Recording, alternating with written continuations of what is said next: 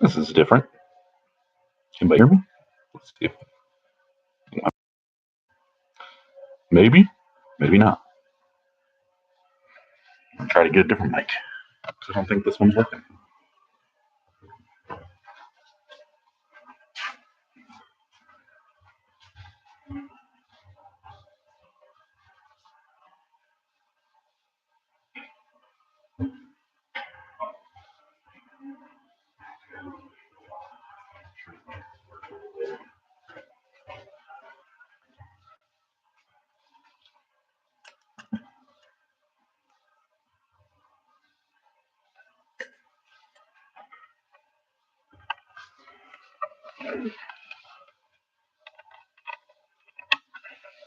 How do I do it?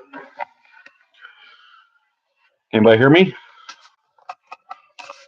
Maybe, possibly, hopefully. Doing this a little bit different. Okay, good.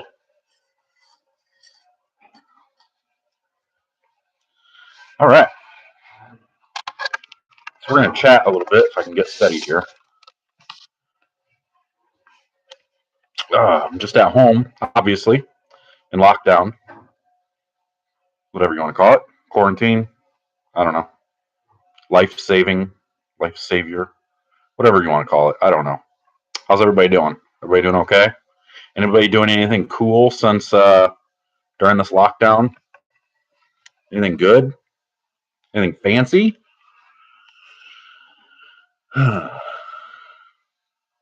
But now, so the reason I wanted to jump on here real quick is I could have just made a video about it, but whatever. We'll just kind of freewheel this. I don't know how many people actually watched.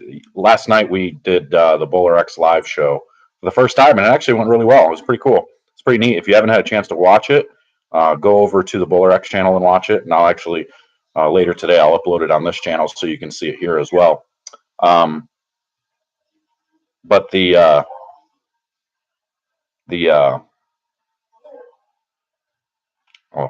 my daughter's playing some game and I couldn't figure out what the noise was. But at the end of it, we talked about the main topic. Technically, was supposed to be about layouts and whether they are as important as what people think. And I just want to make sure I clarify the position that we were kind of holding on that a little bit, so that way people didn't think we were undermining anybody else. I know there's an awful lot of people out there who think or that are preaching and teaching that layouts are super important. And I think initially they can be, because a bad layout can affect a bowler tremendously. And it's real easy to lay out a ball bad that doesn't match up for the person. So it's up to the pro shop. It's up to them, the pro shop operator, to make sure that they are doing the proper things and laying bowling balls out properly, watching the bowlers, watching and seeing what the bowlers are actually doing, how they're doing it, their release, their positive access, all that good stuff. But I guess the position we're making on this whole thing is you're not going to see a whole bunch of difference in from the naked eye with like a 4-inch layout compared to a 4.5-inch layout. And I'm just strictly talking pin to PAP. So I think if I were to throw a number out there as far as a percentage goes on how much a layout actually affects the ball, I don't think I could even put a number out there, because a bad layout can affect the ball tremendously and it can make things really bad. But I still think the majority of it is matching up with cover stock, and most people would agree. I know you've got the gurus, the Mo Pinnells, and those guys out there. They think they can really, really, really affect ball motion with layouts, and I think you can to a degree. I think people need to realize that layouts are more of like a fine tuning tool. I wouldn't say it's the most important thing by any means. I think it's going to be pretty much about matching up, and I think a lot of it for sure is mostly. The way you can know that is by just watching bowlers go from company to company. You can see somebody go like look at Ronnie Russell. He's a good example. He went from Motive, and he was making some shows, and then he stopped bowling well, and then he went to EBI and only made a couple of shows, and now he's with Storm, and he hasn't bowled very well there. So I mean, you can see that it's just he's seen three different ball motions now. Three different companies have three different distinct motions where it's all about matching up and having the right combination of cover and core in your hand, more so than having the right combination of cover, core, and layout. Um, so I would say the layout is one of the lesser things that we need to be worried about when it comes to trying to become, making better ball reaction. I think most people get to a point where they figure out, like, look, okay, I like this layout. This is what I'm going to use. Or I like these two layouts. I'm going to have, 6 different balls, and they're going to have basically the same layout. I mean, how many people know somebody who has, a dozen bowling balls and they all have basically the same layout? And before it was, some people, would put weight holes in them to make them a little bit different. They put them up or down on your VAL. So I guess it just kind of depends on the person. But as far as, if somebody walks into the pro shop and they say, "Oh, I don't like this ball," can we change it? It doesn't roll right. I don't like it. I mean, how are you really going to change it other than changing surface? Because that's what actually hits the lane. So um, there's there's technologies that are going into this whole thing that I think I don't know that we can do a whole lot more with cores nowadays. And I could be wrong. I mean, I've been wrong a lot, but I don't think that cores can change all that much and the still stay in the realm of what they're allowed to do with the regulations right now, and be able to be that much different than what they've been over the last 10 years. Um, because I mean, you're really just you're sending an object down the lane unbalanced, and it's trying to balance itself out. So one's doing it quicker, one's doing it slower, and a little bit of it is based on how you lay it out.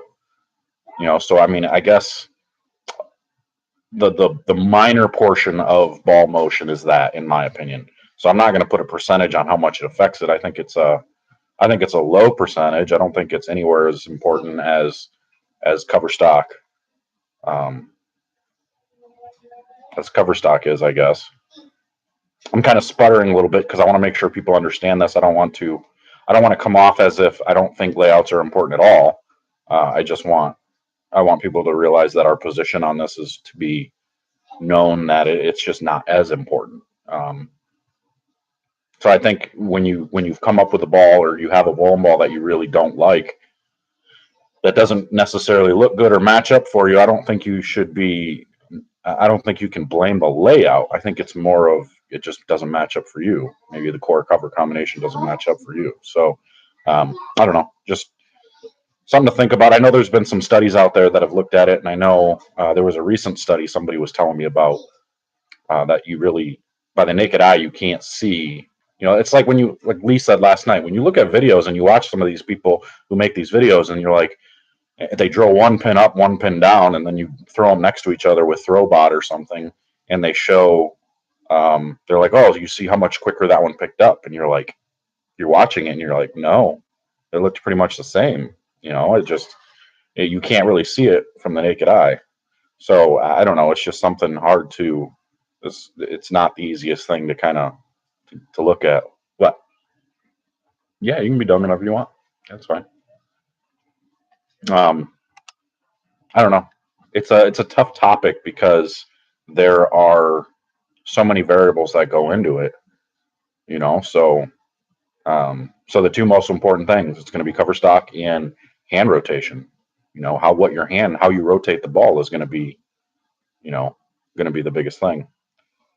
Can you see difference with Specto? A little bit, and that's the thing is Specto actually sees the difference in the data, um, and it will show you minor changes, but it's not. Again, even though it looks different on Specto, it doesn't look any different to your eye, and it really doesn't change much.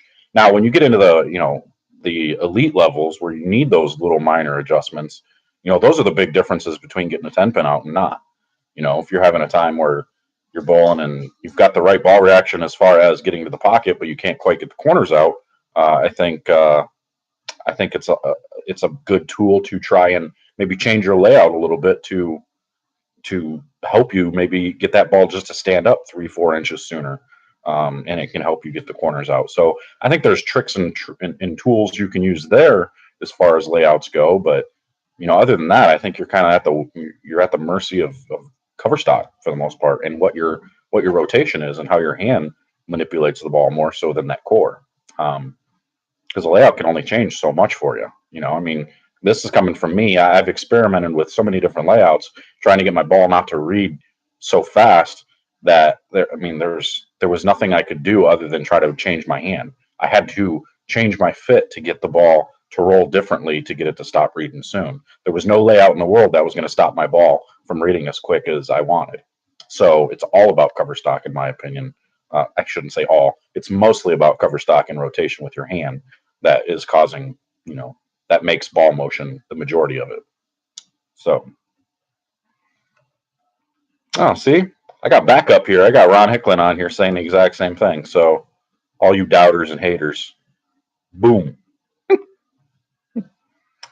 What's my favorite layout? Well, hold on. We're going to go live because I'm on the phone with my wife because she's going to be mad at me that I didn't answer her. Hi, you're live on YouTube. What can I do for you? I'm actually live right now, and so I'm answering. That's why I wasn't answering you. But yeah, you're fine if you want to do that tonight. It's all good. No, I said that before I even got on here, actually. Okay. Okay, love you. Bye.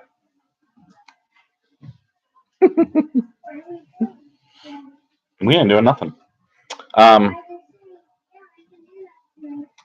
Let's go through here. What do we got here? My favorite layout. That's what I was answering.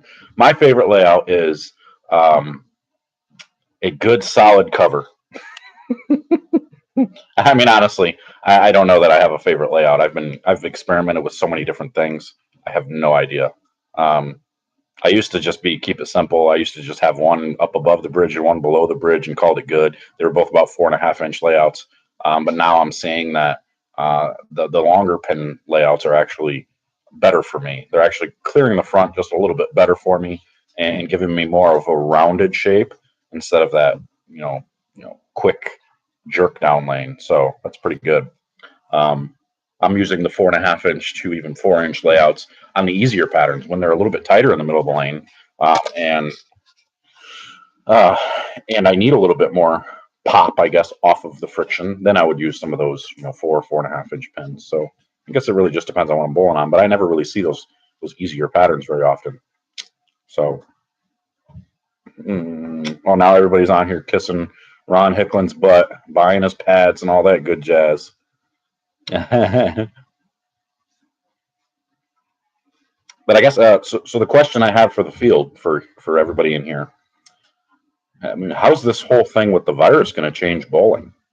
I mean, are we going to be required to wear masks when bowling? I mean, I don't know that I could do that. I think I'd get too anxious. I'd be freaked out with having a mask over my face all the time, especially since I'm already fat and out of shape. I wouldn't be able to breathe when I'm bowling. So I can only imagine what's gonna happen there. But man, what do y'all think? Well, there's a good question. Do you believe that you can change your tilt by changing finger pitches? Yes, and that's actually what I did. I made some changes in my pitches to allow my fingers to do different things and get the ball to sit differently on my hand. So it did help. Once I got, and I used it as a training tool. I changed them to that to get it to create a certain feel. But then once I created that feel, I understood how to get my hand to do that. Then I could actually go back to a more comfortable fit, something I actually like, and then I was still able to keep that same tilt. So sometimes you just need to do that to be able to create a little bit different feel.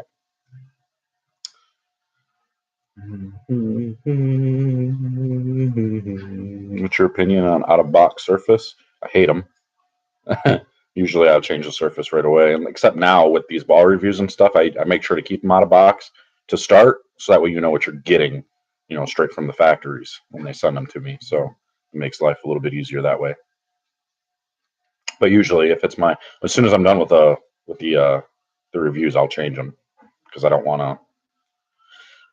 It's easier to get back to a surface that you've changed it to than it is trying to get back to out of box surface. It's just almost not impossible. It's not possible.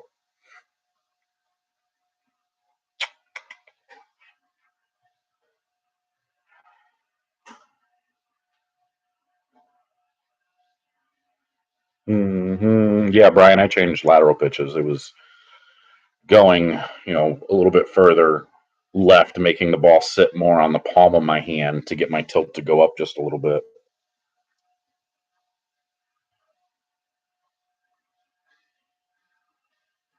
Now we're talking about vaccines and stuff.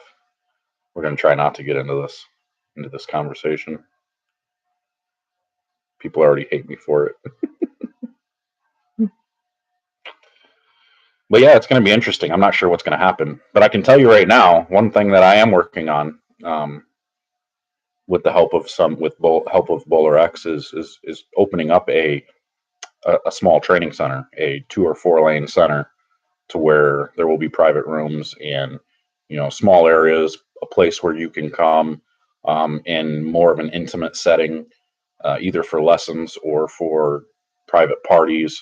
As far as practice sessions, team sessions, um, for just not wanting to go to a huge center, for wanting to practice on specific patterns, wanting to do different things, as well as it being a nice pro shop that you can get whatever you want done. Kind of like Bowling IQ up here, but I would do things just a little bit different. Um, Probably Bowling IQ is just not shaped properly, and there's too many lanes, so there's just too much square footage there to manage for the price of what it was. So I think getting somewhere in between where I'm at now in the Detroit area would be pretty key, just to make it a little bit accessible to everybody in this area, and then maybe we'll continue to try and open some up in different areas. Training center in Chicago would be nice. You're right. No. Mm. Yeah, I mean, Jack, that's kind of the idea. Eventually, don't you think it would be pretty cool you know, if every major city had some type of a training center, and in those training centers, the pro shop operator was trained by somebody who uh, has the reputation of doing things the right way. And I'm not even talking about me. I'm just talking about, we'll just call whoever, somebody who's the best, driller, fitter, all that in the world. Um, I'm not going to claim to be that. I have my theories, I have my ideas, but um, if every pro shop operator that worked those training centers were all on the same page, much like the PGA pro shop places, they're required to go through schooling and all this different stuff to become a PGA certified pro shop. So I don't understand why we don't have that in bowling. I think that's probably the direction we should be going. But again, that's just my opinion, and maybe down the road we'll actually make that happen. But um, I do feel like a training center. I know Turbo has theirs. I know that Bowling IQ has theirs. Um, I know when I was at Turbo, we didn't focus much on the training portion. We did lessons on demand. I did quite a few lessons through there just because I started to promote it a little bit more. And I know they're doing lessons through there still, but that's not their main focus. So um, I would want a place that's the main focus, is actually making bowlers, that much better. I mean, Turbo's focus is to make bowlers better, but it wasn't necessarily about actually getting people in there to use and to use the training facility for what it's for. Um, so I think if I were to have this training center, I would be doing like a monthly membership almost. We would have a fitness area. We would have, different types of classes, kind of like a Planet Fitness, but obviously scaled much further down, to where we would do some fitness classes, maybe even some yoga, some meditation, and hate me for it all you want, but at least once a week I would have a group in there to host a Bible course or a Bible class, Bible study. So go ahead and bash on me for that. That's fine. I can take it. But that's one thing that I would incorporate, I think. And along with a membership, you can partake in any of those things every month, and you can get a certain amount of practice each month based on the membership you choose. And you can come in at any time as long as a time slot's available, and you can do what you need to do. So we'll see. We'll see what happens there. Yeah, I've looked into thinking like, yeah, there's probably going to be some houses that are going to go up for sale here soon in the Detroit area because of everything that's going on. But I don't know. Um, I don't want anything too big. I want to keep it fairly small, fairly intimate, and keep it to where you can only have a select few people in there, at least for now, because it's going to be very limited until they get this whole coronavirus thing figured out. So um, I don't know. Once science stops fighting science, I think we'll be in good shape. But right now, it's just a constant battle. Everybody wants to be right. We all have our own theories. We all have our own agendas. I mean, it's just everybody's political on it. It's going crazy.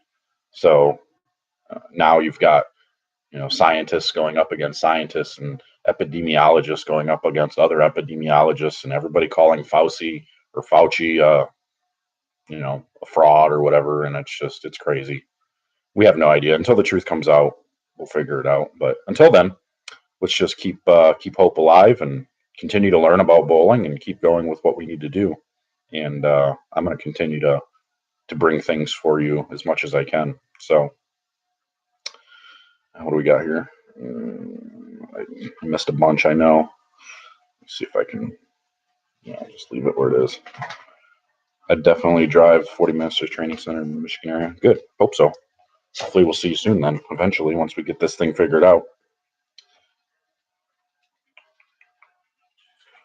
Opinion of staying with one manufacturer or using balls from multiple companies. I mean, I like narrowing it down to a couple. I don't know that I think it hinders you having bowling balls from every company because they all have different characteristics. So unless you are super smart and can really put it together, it's difficult. I have a hard time with it. So I would be just trying to narrow it down to a couple, one or two maybe.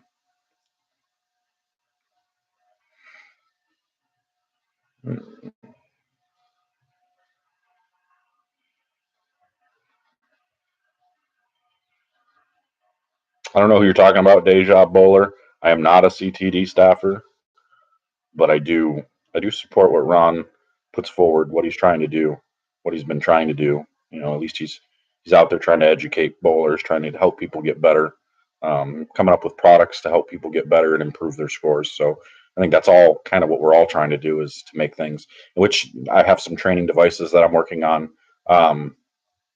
for everybody to where you will hopefully get to use it. They're not going to be they're perfect for situations like right now because we're kind of stuck at home.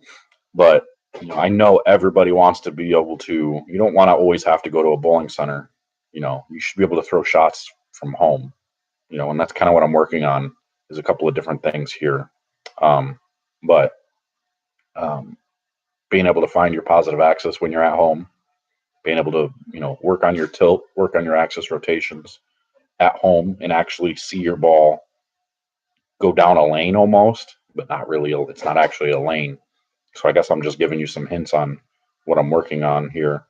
But being able to work on your releases, being able to work on all that stuff, even a little bit of accuracy, doing your drills, your no-step drills, your one-step drills, doing everything right from home instead of wasting all that time at the bowling center, spending money at the bowling center, which I want you to spend money at the bowling center. But when you go bowling, obviously most people are so stuck on keeping score that it's tough. But you should obviously be going and practicing at the bowling center through your full approaches and everything. But this will give you an opportunity to do some things at home as well.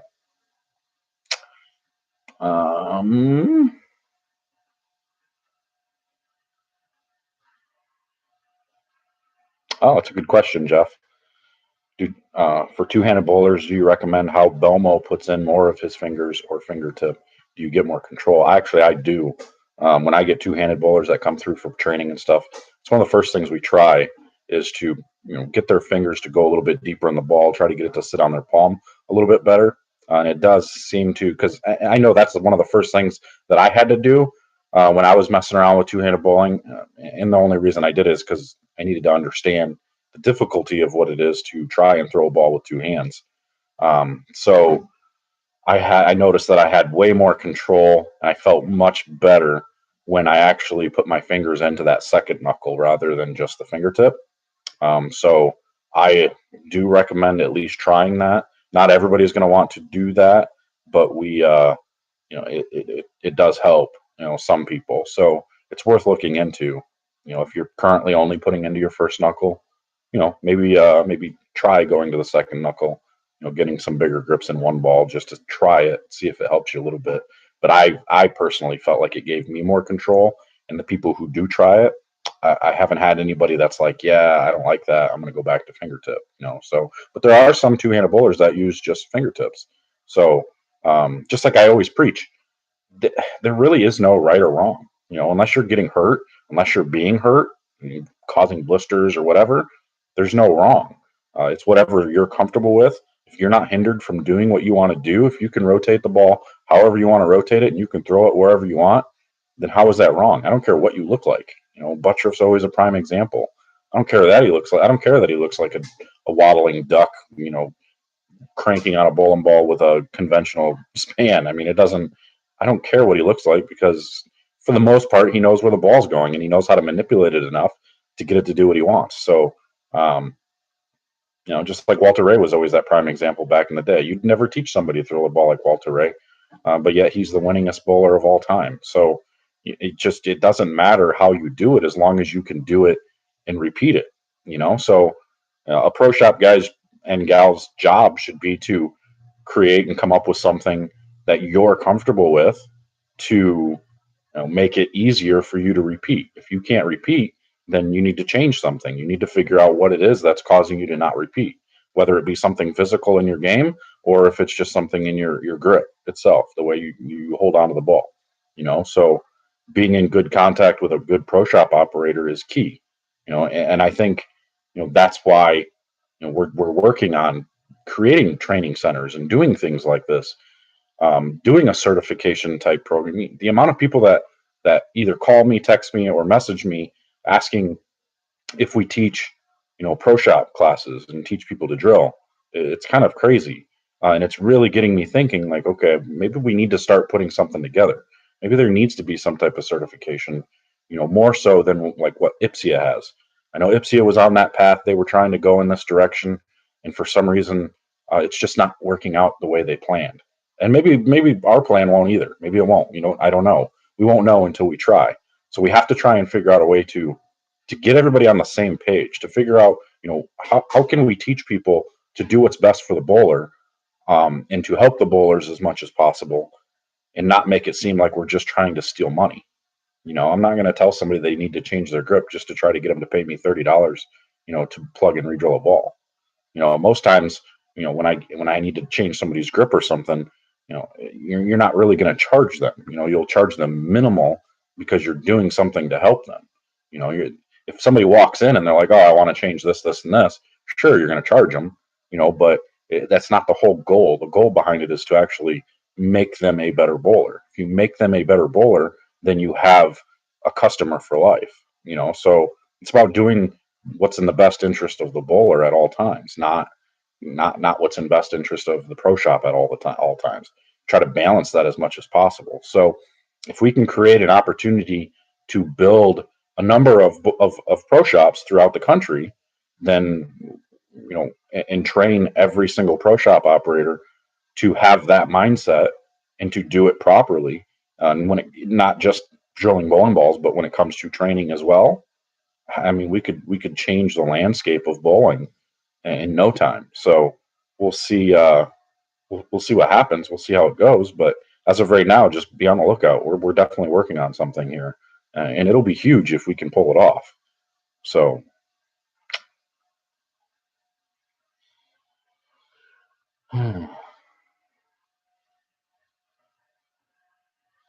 Brian Voss banned two-handed bowling. Dan says spine tilt. What's the best way to correct too much forward tilt at the line? Stand up. You just gotta. I mean, it's a tough thing to do. You gotta figure out a way to get lower with your knees and less at with your waist. So if you have to over exaggerate knee bend, then do that. Get your knees as low as possible. Try to get them to touch the ground, and try to be as vertical as you can. Obviously, even though you're standing completely straight up, you feel like you're standing straight up. You're not actually ever going to be straight up. So I'm getting my own press and leading how to drill and leading how to drill because drilling is too expensive. I would like to learn. Yeah. Maybe eventually we'll come out with a way to teach because Ebonite International obviously isn't doing their classes anymore, at least as far as I know. Brunswick might be picking those up and having people do them. I'm not sure. Brad and Kyle just put out a good video for that. Try pointing your chest more at the pins rather than the foul line. Yeah, that's a good tip. Yeah, that makes sense. Definitely. Try that. See if it helps. Who do you think should set the requirements or specs for training and certification? Ron, I don't know. I mean, I think the way we would look at this is we would probably try and put a group together. Um, Heck, maybe you would even be in that group to try and help us come up with, a plan or some type of, or some type of group that can come up with the standards. Because the problem we have is when it comes to drilling bowling balls, when it comes to fitting a hand, you can't really write a book on it. There's no, like I just said before, there's no right or wrong. What's right is it's comfortable and it doesn't hurt, and you're still able to do what you want to do. If it's the wrong is if it does hurt, So the only right thing that there is that you could write a book about on this and you could follow to a T is technically how to correct the hurt, how to correct the pain that's caused by a bad fit. So those are the only things. But what's good for me isn't always good for everybody else. What I like isn't what everybody else is going to like, or Ron, what you like isn't going to be what everybody else likes. So what I would try and instill into pro shop operators is to get away from the thought of getting into you know uh, the habits. Don't have a habit of thinking that, okay, this week I'm going to do longer spans, or that week I'm going to do this span, or this type of raised finger, or raised ring, or these pitches. Because too many shops out there right now, they are stuck and set in their ways of everybody needs 3/16 reverse, everybody needs a quarter reverse in their fingers, and then they just do that for everybody, and then they correct it down the road if they have to. So I'm not really sure what actually will, I don't know. I'm not sure how it could actually go, but I believe that there's there is a way to train people properly to be able to figure out, what's best for the customer. I think that's just what needs to happen, more so than saying, okay, if you see this, then you have to pitch it this way. I think most people that's part of it already. And obviously that would be put into certification in the classes, of course, but I think it's going to be mostly about, just doing what's best for the customer. And Ron, you're more than welcome to give me a call a little bit later today. We'll chat about it a bit. Um, I know we've had some conversations about other things in the past, so we'll definitely have to ring it up on this one as well. Would you lay out a bowling ball with no thumb hole the same way would you lay out a bowling ball it's going to have a thumb hole? I mean, for the most part, I guess it depends on the track. It depends on where they track, what the positive axis is, and all that. But yeah, I mean, kind of. This may sound dumb, but does it make sense to use opposite layout methods on different manufactured balls, like using dual angle on a storm ball? Yeah, I don't think it matters because I mean, at the end of the day, it's like dual angles is good just for like more like repeatability. I know the storm vector system is a little bit different theory than what like dual angle is, but at the end of the day, when you really put it all together, you're still looking for basically the same type of thing. So it's just mostly about repeatability. So if you've got a layout dual angle wise that you like, that's 20 by 5 by 30. It's pretty easy to repeat that layout on any ball at any given time. Same thing with the Storm Vector system. If you've got a 4x5x4 that you really like, it's pretty easy to repeat that. So it's all preference. It's just what you like. It doesn't make that much of a difference really. From one system to the other. I don't think. I've tried both. How much do training classes cost if you're trying to improve your game? I'm gonna assume you're talking about lessons. Right now, my lesson cost is it's $55 an hour and then $10 for the lane up at Classic where I'm at. When the training center opens, it may change. I'm not sure, but we'll have to see. Ron, I think there have been some technology advancements to help make it easier to make more of an individual fit instead of a generic fit. Yeah, I would agree with that. Yeah, I would definitely agree with that. Some of the like company, a couple of people I'm working with now for a fitter, a span wheel. They're coming out with a new type of span wheel to make it easier to look at finger pitches, and it just makes it easier to understand what the bowler actually needs. And I think that's where Ron's coming from, is some of these new fitting tools and these new inventions from some of these companies are making it easier to teach this type of stuff and to make it possible for more people to get a proper fit. So, and at the end of the day, that's what we're going to do. I mean, it's whether it has to be one of these, each shop is going to have these new inventions. They're going to have the access to these types of things to make it easier to work with all types of bowlers. So I think it'll be a cool thing, and hopefully, eventually down the road, we'll be able to make it happen. I can't promise tomorrow, but I'm definitely on the lookout for it. But boy, I gotta go to the bathroom, so I'm gonna cut this thing short. We're only 40 minutes in, but I'm gonna cut this short. I just wanted to make sure I touched base on the layout thing, and again, it's just about I just don't see a difference by the eye, in small changes like a half an inch or a quarter of an inch difference in layout, and you may see a little bit of flare difference in the bowling ball, but I don't see enough with my naked eye to be able to justify all of that stuff for a new bowler, for a standard bowler that's just bowling league. I don't think it makes that much of a difference, and I think sometimes people get a little bit bombarded by the numbers of it all and trying to get specific with these numbers. And I don't think you really have to. I think you just should pay more attention to the cover stock and the rotation you're putting on the ball than anything. So, but again, you can put a bad layout on a ball and it could roll bad for you. So obviously you don't want to put a full roller layout on a ball for just anybody. It could be pretty bad, but you never know. I mean, it's all trial and error. You never know what's going to happen until you try it. So don't be afraid to try different layouts. You could find something that you really do like. So, but otherwise, I'm out of here. Yeah, Ron, give me a call. We'll work this thing out. We'll try to figure out what's going on. But I'm out of here. I'm going to go to the bathroom. Not that you all need to know that, but we'll see you guys later. Thanks for joining. Go ahead and share if you want, and we'll do more of this stuff, of course. Obviously, we ain't got much else to do with the whole virus thing going on. So go ahead, share it off, and we'll see you guys later. Take care.